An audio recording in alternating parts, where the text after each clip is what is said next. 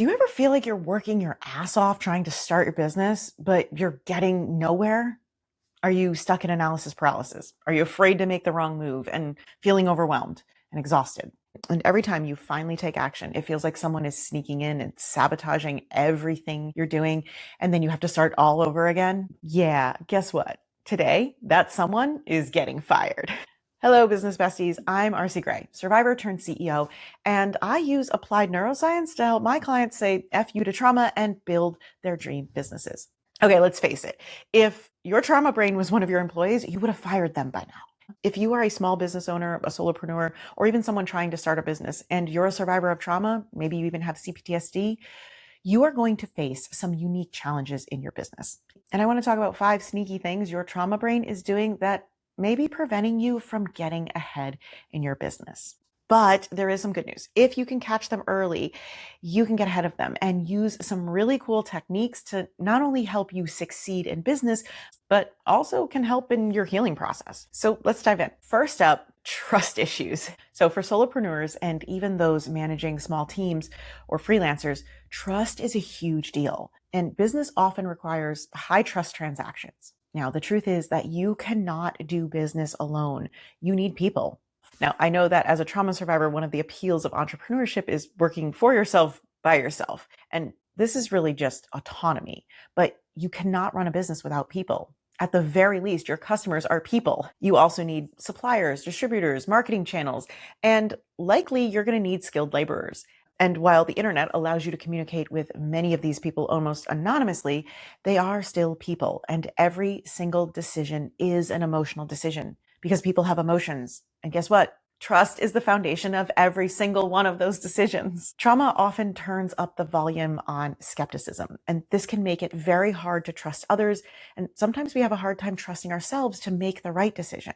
This can hold you back in so many ways. You might hesitate to hire freelancers for specialized tasks, even though you know that it would save you tons of time and probably make you more money. It can make it difficult to collaborate with other professionals, and it could limit your ability to grow your reach. You might completely avoid paying for services or products that could make all the difference in the success of your business because you are highly skeptical of being scammed or taken advantage of. Now, this hesitation can lead to putting more and more pressure on yourself to do it all. This not only slows your progress significantly, but it also leads to exhaustion and burnout, which is the number one reason why most businesses fail. Now, having trust issues typically stems from interpersonal trauma. You were likely let down or taken advantage of by someone you trusted and weren't given the resources you needed. Your survival brain is just trying to protect you from getting hurt, even though the success of your business depends on it.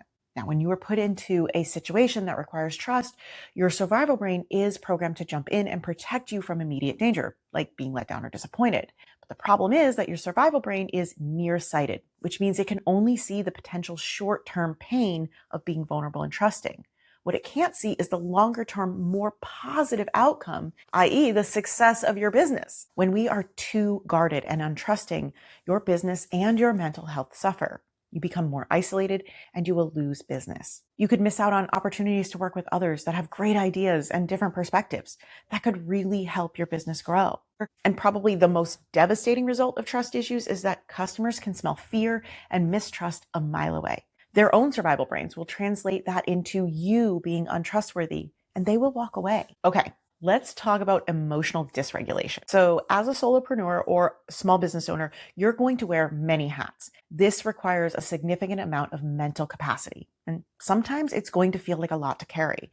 Now, one of the biggest mistakes I see new entrepreneurs make is that they think they need to hire a lot of people in the beginning because it feels like they can't do all the things. Now, while I'm a big proponent of delegating tasks to make things more efficient, in the beginning, you do have to learn how to do every single thing in your business because as the business owner, it's ultimately your responsibility to pick up the slack if someone drops the ball. And also, when you're just starting out, you may not always have the financial resources to hire out all of the tasks. But doing all of the things all of the time can fill up your cognitive load.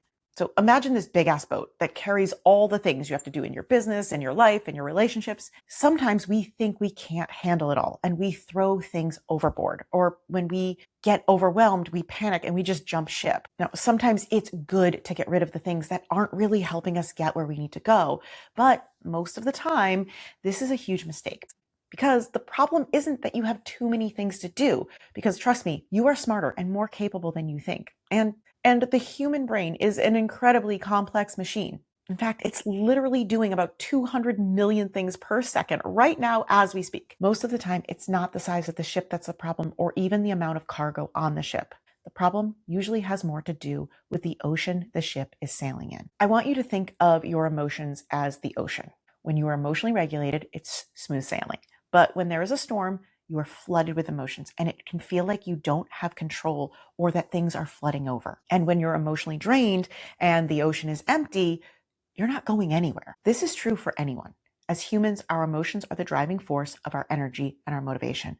But when you're struggling with trauma, it can feel like you're trying to sail through a sharknado. Emotional dysregulation is one of the most common issues survivors can struggle with. It can often feel like we are on an emotional roller coaster, or to keep the same metaphor going, it's like a flash flood or a tsunami, and we don't always see it coming.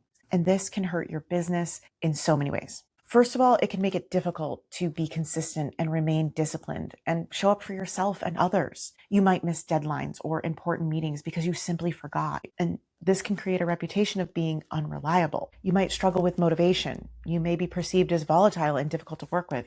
And one of the signs of this is disorganization, clutter, and messiness. It is incredibly exhausting. Your nervous system is in a constant state of hyperarousal, and it will lead to burnout and other physical symptoms. And this is when your body literally can't even anymore and your boat sinks. Okay, moving on to number 3, fear of failure. The fear of failure is not uncommon for aspiring entrepreneurs, and it's only amplified in trauma survivors. The fear of making mistakes or facing rejection can be paralyzing. You might find yourself playing it safe, sticking to what's comfortable, and avoiding risks that could lead to innovation or expansion. The irony is that the fear of failing prevents us from taking action, which means that we can never complete the objectives in the first place, which actually guarantees that we will fail.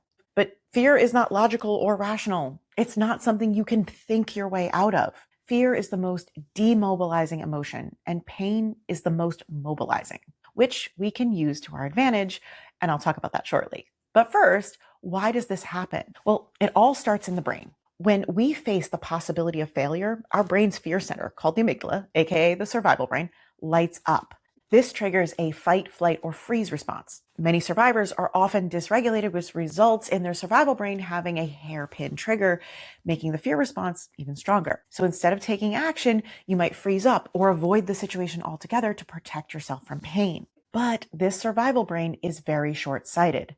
The amygdala is designed to protect us from immediate danger, focusing on the short-term survival rather than long-term outcomes. When it perceives a threat, like the possibility of failure, it prompts us to avoid that threat at all costs. This means your brain is more concerned with avoiding the immediate discomfort of failure or rejection rather than considering the long-term benefits of taking a risk. It can't see that pushing through this fear could lead to a significant growth and success for your business and all of the comfort and benefits that it can bring you down the road. Being paralyzed by this short-term fear will actually result in long-term failure. If you're unable to capitalize on new opportunities or adapt to market changes, you're destined to fail.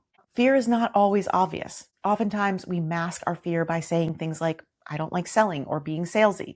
This is a fear of failure or rejection. You may also simply avoid trying new apps or features or justifying it by saying it won't work for me or that app is targeted to the wrong audience. Or you might also tell yourself, I'm not trying to be rich. I like my small business small. While this may be true, stagnation is failure. Your brain needs growth to heal. Your business needs growth to survive. This is your fear response attached to the certainty of everything remaining the same. But the problem is, the only thing that is certain is change. It is so important to understand that the fear of failure will guarantee failure. Okay, but I want you to know there are 2 ways to overcome fear. 1, you can override fear with pain. Or you can learn how to shut off the fear response in the brain. Now, chances are that you have been defaulting to option A, overriding fear with pain. In fact, it's probably when you feel the most motivated. So imagine your bank account is nearly empty, bills are piling up, and you're struggling to make ends meet. The imminent threat of not being able to pay rent or buy groceries is staring you in the face. This dire situation can push you into action.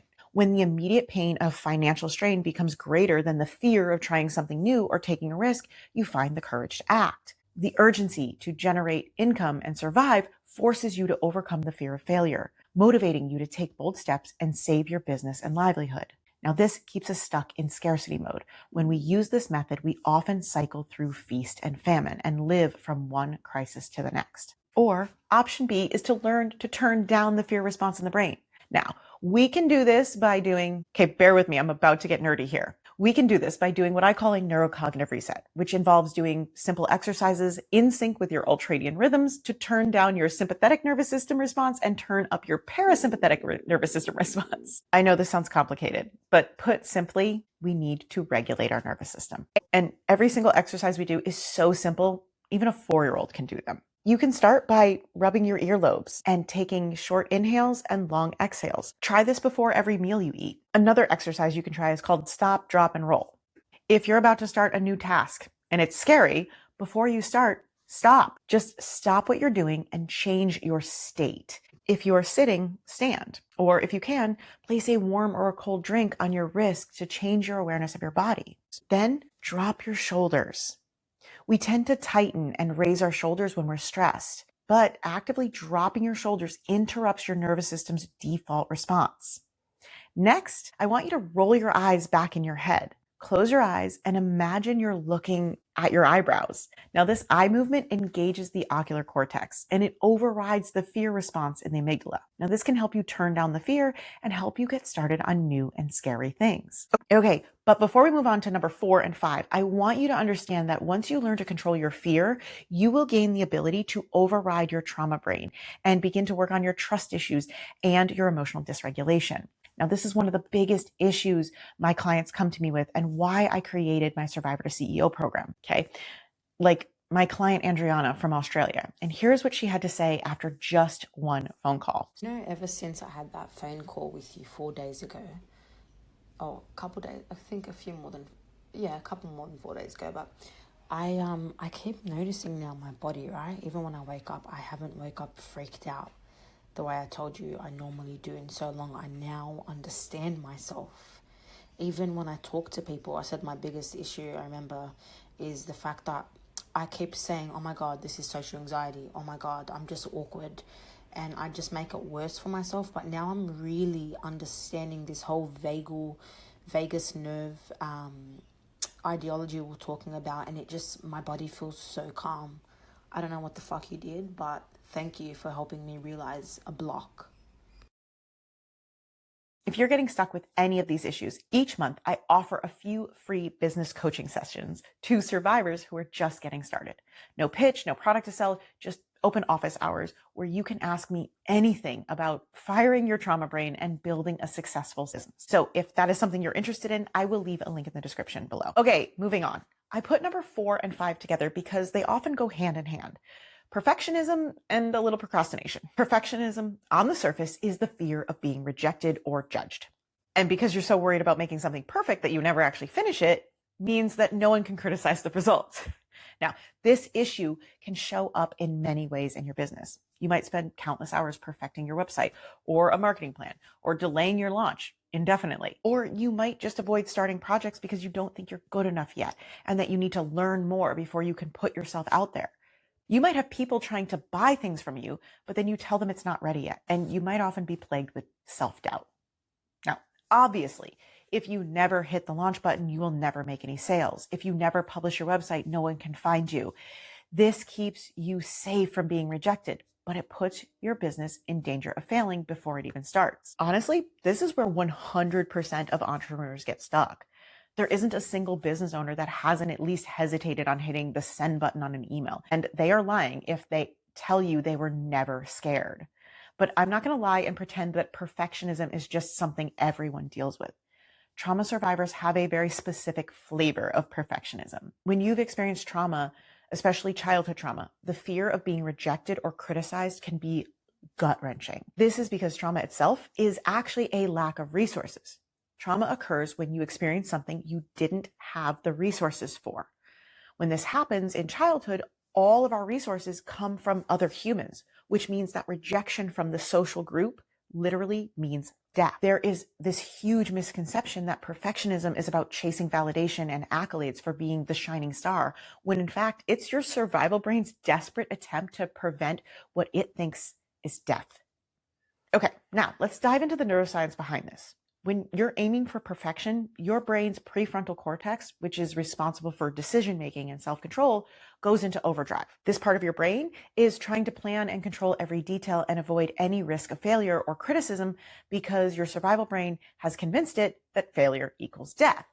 Now, because of this, your survival brain releases stress hormones like cortisol and adrenaline, which increase anxiety and ironically makes it harder for you to start or complete tasks. And this is what leads to procrastination as a way to cope with the stress and anxiety. Now, we often fall for the myth that procrastination means that we are lazy and unmotivated and disorganized.